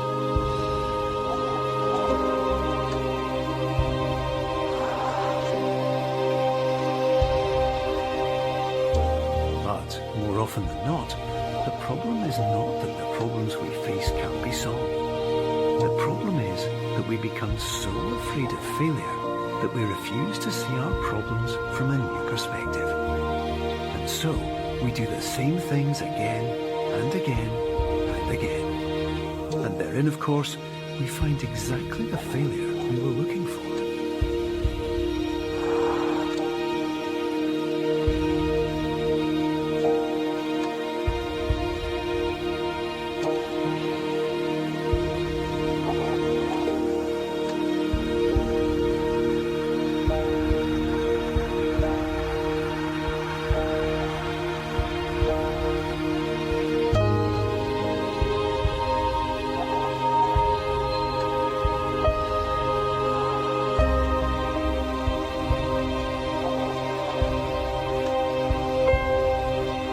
Your life will always be a struggle, and you will always have problems.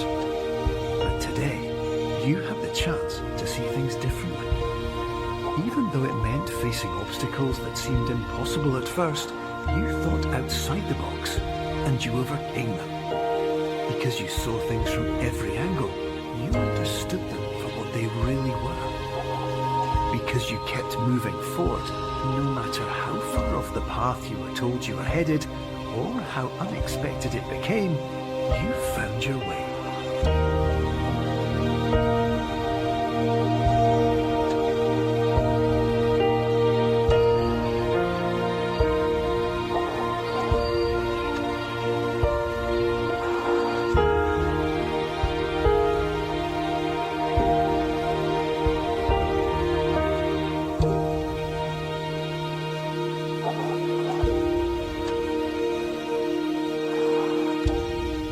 Minutes, you'll be back in the real world.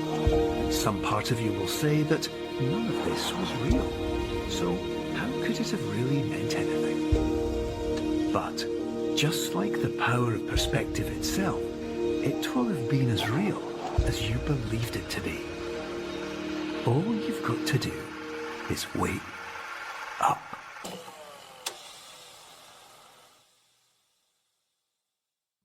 So I'm not afraid to say that I started crying during this whole section. It's beautiful. The first time I played it, this was shortly after my mom passed, so I was really more just appreciating it for what the statement was. But like where I'm at right now, I was watching this and I was like, oh my gosh. So while he's saying all this stuff, what's happening is that you're going back through every level, at least a fragment of every level that you've gone through. Until you're back basically in the very first room that you started in. So as you hear him read all of this to you, that's what's visually happening, is that you're going backwards through the game. And I just think that's really cool. And it's just this profound sentiment to experience that, you know, when we approach things the same exact way, these problems that we might have in our day-to-day lives, whatever they may be, quote, we find the failure that we're looking for. that hits me like a ton of bricks. Yeah. And I think a lot of people are looking for failure more than they think they are. You know what I mean? I think that a lot of people are looking for those negatives constantly too. You know, what I think is so masterful about this is we've been subverted this entire game, whether it was from paintings that were forced perspective, whether it was from the dry humor, the entire thing. And the game's most beautiful subversion here at the end is saying things weren't hopeless. Everything was happening as it needed to. Mm-hmm. You just need this one new perspective. Yeah. And I wasn't prepared for such a beautiful ending. For a bloody life lesson out of a game that you spent $20 on. And, you know, I could see, I haven't read this criticism, but I could see some folks saying that, you know, this is a platitude, saying like, you just need to change your perspective. And I think there's some truth to that. Like, I mean, there's a point where, you know, it's not that easy to just say, change your perspective. But my reply to that, and I'd be curious to hear what yours would be, Ben, is twofold. One, this isn't a Band-Aid to fix all problems, so I don't think that's a bit of a straw man to me. But two, if it's a platitude, I think it is so for good reason. And I think, again, the studio and Mr. Shi had made this prior to the world really going to shit in 2020 and now 2021. But this idea of you are looking for failure if you're continually trying the same things to change, whether it's something as mundane as, you know, a quicker route to the grocery store or losing weight, to something more impactful and meaningful, to gaining control, I don't know, over an anger issue, or something even more serious, like perhaps like an addiction issue. It's it has no right to be as profound and so innately human than it is. No, I agree. Dissociation is so rampant these days, and the traumas of our lives, whether we think of them as traumas or not, or whether we've forgotten them or not, are constant, and they're there. I mean, there's positive trauma, there's negative trauma. However, you know, I read this statement, but more often than not, the problem is not that the problems we face can't be solved. The problem is that we become so afraid of failure that we refuse to see our problems from a new perspective, and so we do the same things again and again and again. And then exactly the line that you love so much follows that. That's just true. I know that some people say, that can't be a fix-all. You're right. It can't be. But it's not wrong. And a lot of the time, the best line in the movie Kinky Boots of all movies is change your mind about someone. And applying that own quote to my own life, changing the way I saw someone, made all the difference for me in my relationship with them. And this whole statement that all you've got to do is wake up. I mean, that's just saying basically what wake up means, especially with everything that came before. What wake up is saying is claim your problems head on, try something different. Find those people that annoy you and maybe give them another chance. If this hasn't worked, try something new. And if you're just comfortable in the same failures, you can do that, but you don't have to. It's so much more complex, and that is so meticulously crafted by the dialogue in the first two paragraphs that it just adds such a gravitas to the last paragraph, and it just, wake up, you know, like use a grounding mechanism, do things that scare you. It's very profound.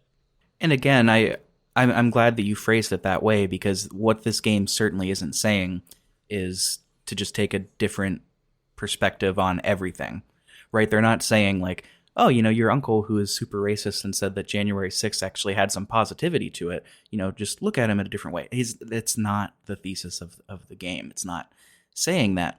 It's specifically the reason that I love that line so much. We find the failure that we seek, to paraphrase it, is he says this outright. Let me just pull up the quote so I don't misread it. Everyone who comes to the Institute does so because they feel they're no longer in control of something important to them, right? So this isn't, we're not talking about serious issues like that. This is all inner problems. And, that's why I call it the game's most beautiful subversion, is we weren't dealing with humanity until now. We were dealing with puzzles. We were dealing with the funny soda machine. We were dealing with, the hidden blue chess pieces that I didn't find a single goddamn one. Yeah, they're tricky to find. They're really tricky. But it doesn't do this in a sort of preposterous or egotistical or what's the word? Pretentious? Pretentious, thank you. That's what I was looking for. It doesn't do it in any sort of way that we've just described it. And I think it would be easy to have it come off that way. We fooled you. Right. No, they don't do that. No, it's everything up to this was so auspiciously created and crafted that it really set up the ringlets with which this bow at the end could be tied. Yeah, it did. And it's something that is applicable not to your character in the game.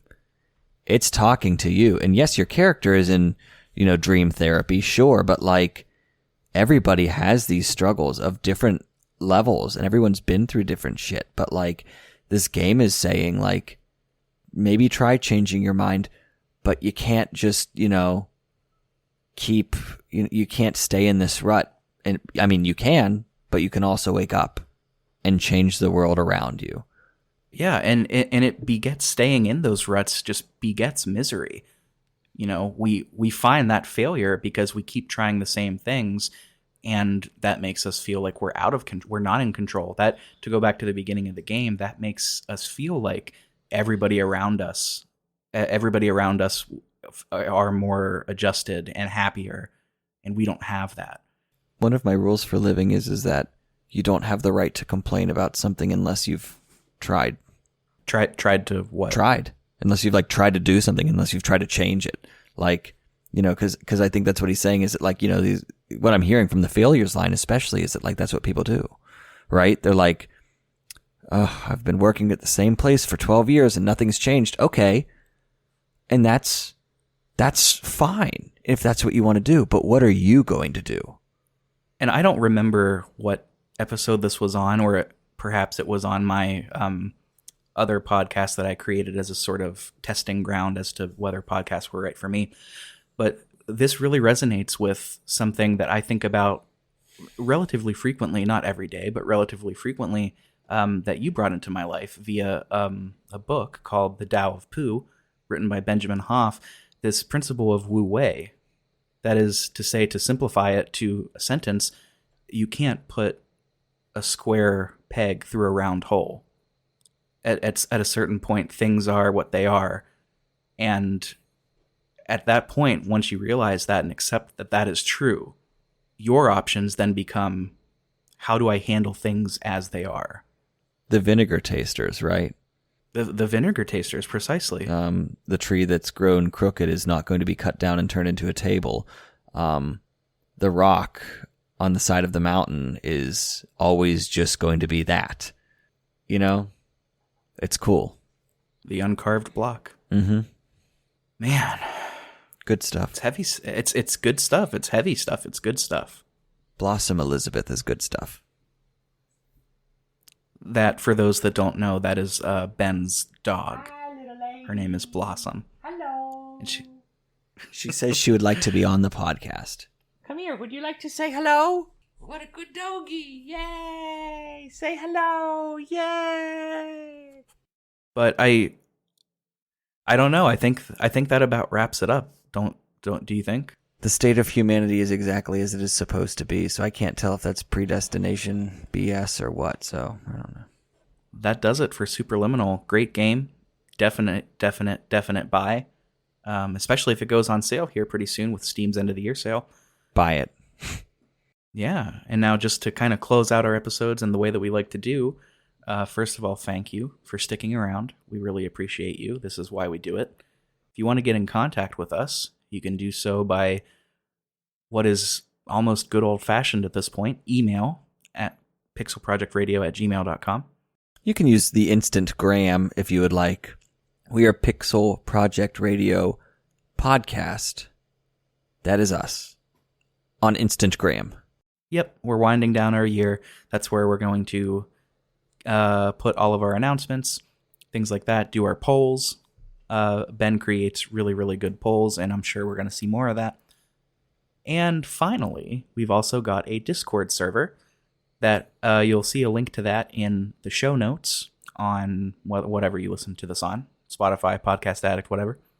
That link is set to never expire, so you can come on in and hang out. It's been pretty cool. We have some good discussions about different games. Other podcasters are in there sharing their stuff, which we are totally fine with. It's a good time all around. Yeah. I'm going to be playing this game again. I know that. And I'm guessing you will too at some point, Richard. 100%. Lovely. Well, it's been great discussing this with you, and we'll do this again sometime soon. As far as the listeners are concerned, specifically in the next 10 days or so. That's not false. But because of the magic of editing and recording, who knows? Yeah, and you don't need to know. It's going to be okay. Yeah, you don't need to come in our back scenes. Yeah. Vaccines. Yeah. Vaccines? You want to talk about vaccines? No, I'm just kidding. I got mine. Me too. That about does it. Thanks for sticking around, everybody. As always, if you're looking at it from my perspective, my name is Rick Firestone. And his name is Ben Bugale. Thanks for listening. For listening, thanks.